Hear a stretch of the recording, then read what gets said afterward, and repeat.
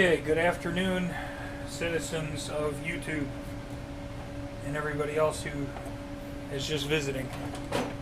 Okay, so humorously enough, somebody actually commented on a video I did like 6 years ago when I rebuilt that old PV Mark III mixer. And so I actually went back and watched my own video from 6 years ago, and I realized I used to be a lot more jovial than I am now. And I think it's probably because I was enjoying what I was doing rather than fixing a bunch of crap that people asked me to fix. So anyway, we have a box here. This is mine. This is something I ordered online, and it allegedly works. And if the camera is actually of good quality, you'll already know what's in here. But I found this, and I got the bid on it on Sunday, and this shipped out of the state of Maine, I believe. And of course, you know, Monday was a federal holiday, so the auction closed on Sunday afternoon. So the soonest Buddy could get this to the mailman was Tuesday. And here it is in the Cleveland, Ohio area on Thursday. So the post office was swift, and the dude who sent it was pretty swift with it. And allegedly it works. I actually did have a couple of nice messages back and forth with the gent. I don't think he's necessarily bluffing me when he says it works, but considering that this is a vintage piece, it's probably going to need a little bit of love. And I'm sure that everybody's telling me to get the heck out of the way of the camera, because that's not how you do an unboxing video when you can't see what's in the frame or some crap, right? Whoa. I got a thank you note. That's very nice. Okay, it just says thank you and has my legal name on there. If you could read that so much, it's no big deal. But, paper.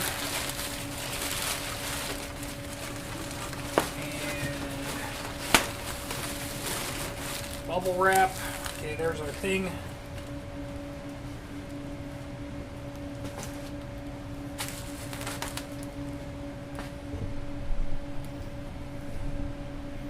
Bring you in a little closer. I've noticed that this particular camera has a bass sensitive microphone, so if I thump and bump on the tripod, you get to hear it.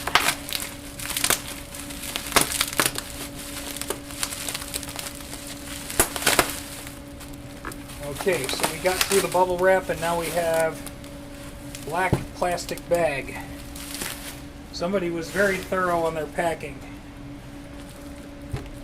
Dude, I would give you a hard time, but I'd rather have it packed slightly to the annoyance level of getting it apart than having it falling out of the box and being in a train wreck. So this is very likely, in fact I'm almost dead certain that it is a trash bag, which hopefully that doesn't mean my item belongs in the trash. Nah, I've done this before.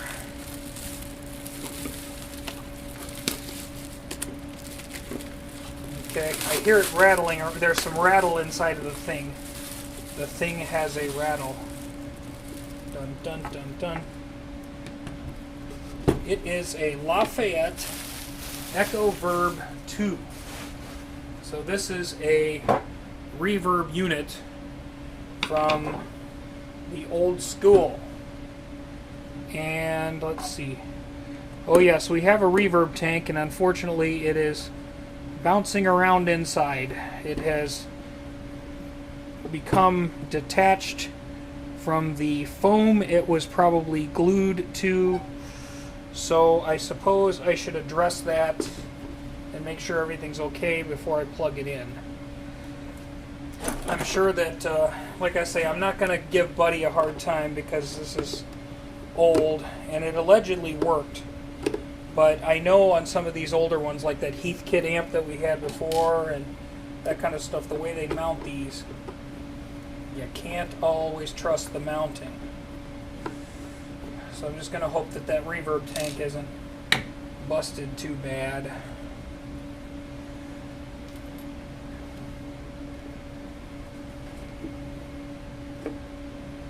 have to take the screws out of the bottom also?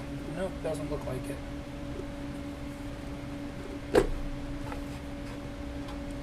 Okay.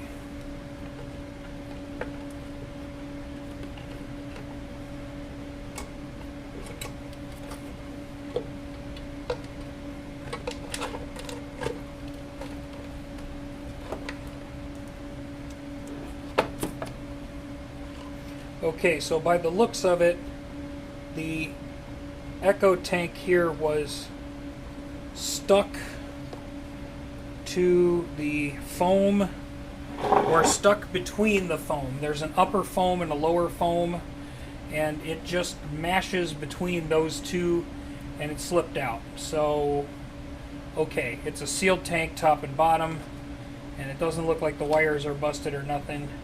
It just kind of moved a little bit. So we'll put it back all the way into the foam. And I'm surprised that that foam hasn't completely and totally gone to rot. Alright, there we go. I heard this rattling around a little bit. Now it's like suspended good. So again, we're still looking pretty bright and shiny. We haven't gone to the dark side yet. And I don't think I'm going to put the screws back in it per se yet.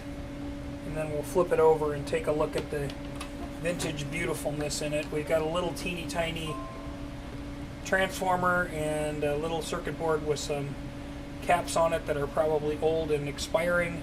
But the condition of this so far is pretty good, I think.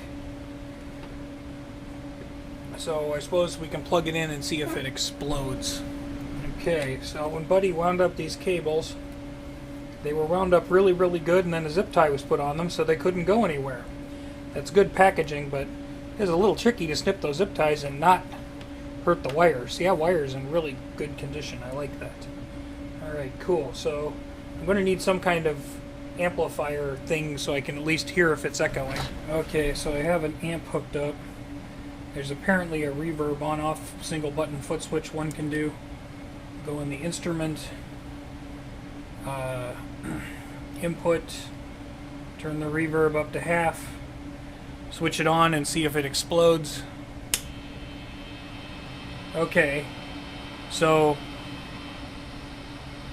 I hear hissing out of my guitar amp. If I turn the reverb up all the way, that's just the sound of noise on a reverb. Turn the instrument up, and I got nothing coming into the instrument input. Nothing. Nothing. I do on this one. So instrument input 1 didn't give me anything, but instrument input 2 does. And it gives me some echo reverb. Okay, so these are very different impedances. So instrument 1 is for really loud instruments, and instrument 2 is probably for your guitar. Yeah? Let's see, are they the same and I'm just being crazy? We'll look when we get in there. Okay, and then the microphone input, does that work? Got a scritchy, scratchy pot.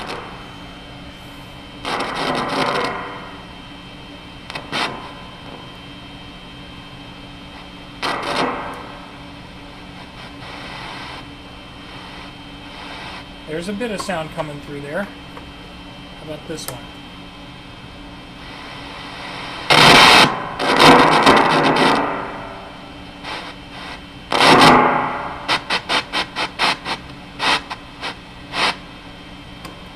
So it's trying.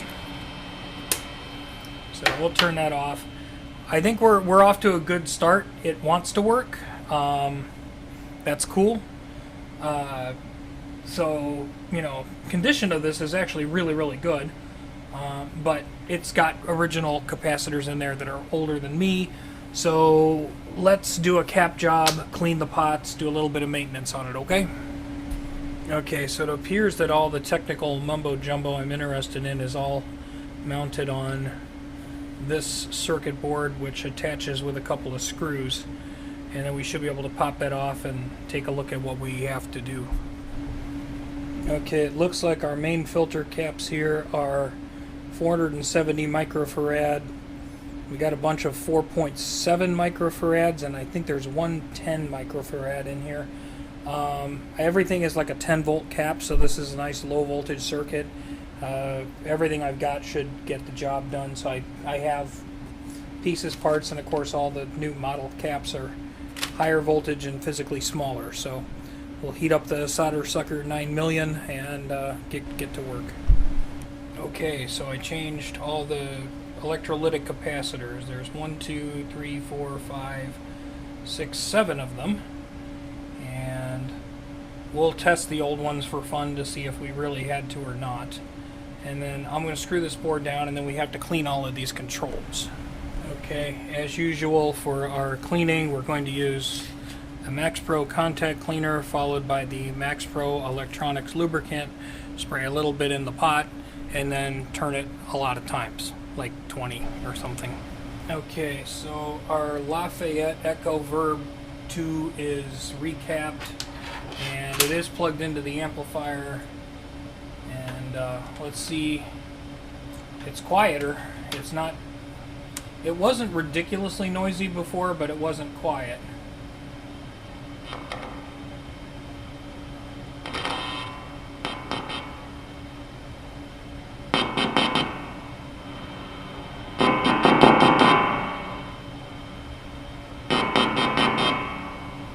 Okay, so that's the instrument input 2. Instrument input 1 should sound about the same, probably.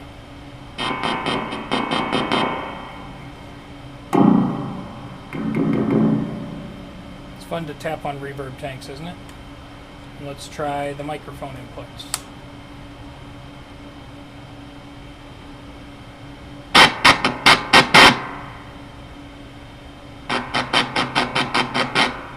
Yeah, it's working. It's expecting a much different signal than what I'm dumping into it, but it's working. I don't know that I'm going to be using the microphone input anyway, but... Okay. We'll test it with the real thing in a little bit, but even with the... Yeah, even with the thing turned up to the gills, it's significantly quieter. So I guess I just put it back together and test it with an instrument now, I guess. Yeah. Okay, so now by default, it's probably easy just to say I could have saved myself a lot of time if I would have just tested some capacitors beforehand. So tolerance is plus 10 minus 20. This is supposed to be 470. And this is testing as 541. So that would technically pass with an ESR of 0.14. Let's try this one, another 470.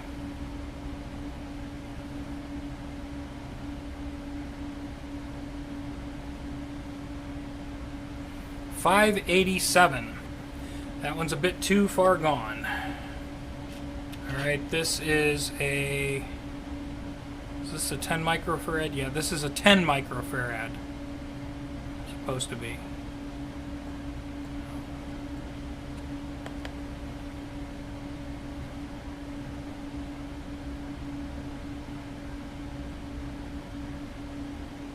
$13.57 with an ESR of 3.3. So at 10%, at 20% tolerance, it shouldn't be more than 12. So we're off. This is 4.7, and I think I might have snipped the leads a little short to be able to get it in this tester, but we'll see. 4.7. Unknown. Yeah, I snipped that lead too short. Now let's try another 4.7. See how we did.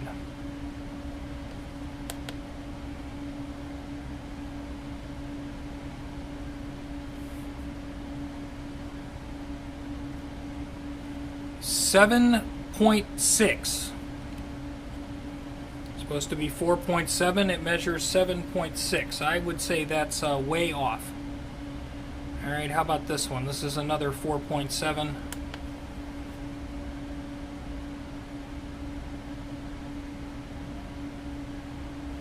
$7.78. So, yeah. So those are almost double the value of what they're supposed to be. These are obviously not good anymore. They could probably be a lot worse. They weren't shorted, but still. So let's take our LaFayette Echo-Verb over and try it with the guitar.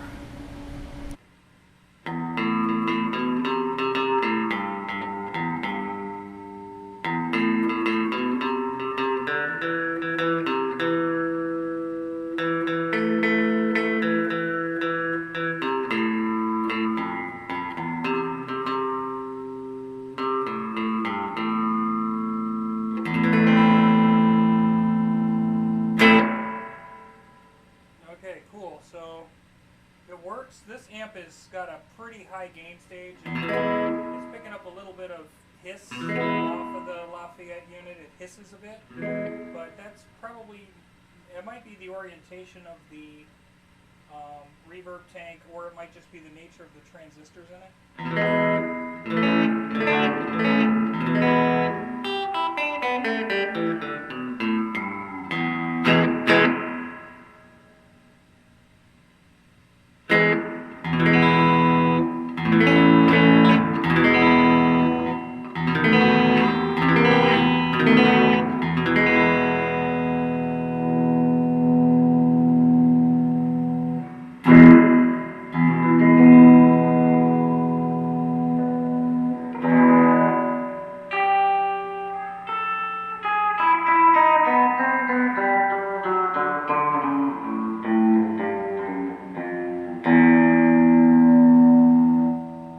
Okay, so with the Reverb Max, that's definitely too much. It's like total outer spaceness.